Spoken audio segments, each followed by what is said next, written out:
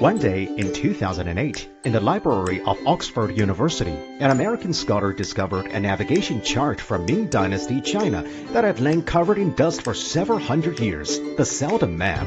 Once the map was discovered, it aroused widespread attention among historians in both China and the rest of the world. Why did it trigger so much attention and cause people to scratch their heads so? Traditional ancient Chinese maps always centered on the mainland of China, and most of the map usually displayed the details of the mainland. However, that was not the case with the Seldom Map. This map centered on the South China Sea and depicted large and small islands in the East China Sea, the South China Sea, and Southeast Asia in full detail.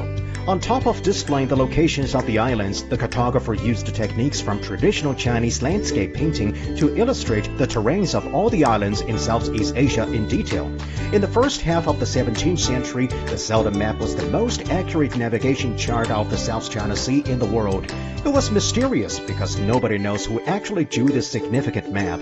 Scholars can only infer from the use of the Minnan dialect on the map that the cartographer might be from Minnan, and nobody knows how the map made it overseas out of China.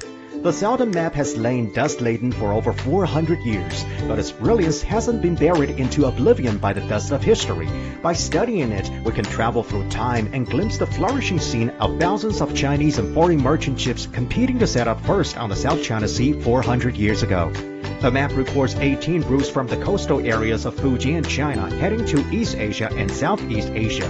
On the routes from the Pacific Ocean to the Indian Ocean and from Japan, Southeast Asia, and the Arabian Peninsula, merchants could be seen. Chinese merchants traded and competed with merchants from Japanese Red Seal ships, the Dutch East India Company, and the British East India Company on the same sea.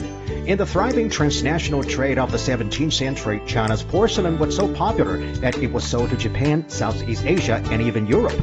The Dutch had beer mugs, mustard pots, and other containers custom-made in China. In the Yamaguchi Prefectural Museum, Japan, there's a flag of trade between Japan and Ming Dynasty China, which is important proof of the prosperous maritime trade between the two countries back then. The islands and routes on the Seldom Map shows a picture of the 17th century China that was ocean and world-oriented. Its discovery not only proved the flourishing maritime trade of Chinese people, but was also an important reflection of the developed commerce and trade and multicultural society of the South China Sea area back then.